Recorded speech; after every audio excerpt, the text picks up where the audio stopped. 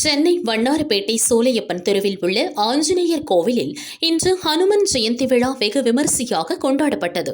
இதையொட்டி மின் விளக்குகளால் கோவில் ஜொலித்தது. குழந்தை வடிவிலான ஹனுமனை ஊஞ்சலில் வைத்து வழிபட்டனர்.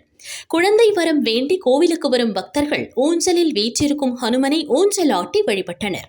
அதிகாலை முதலே ஏராளமான பக்தர்கள் வரிசையில் காத்திருந்து ஹனுமனை வழிபட்ட வண்ணம் உள்ளனர்.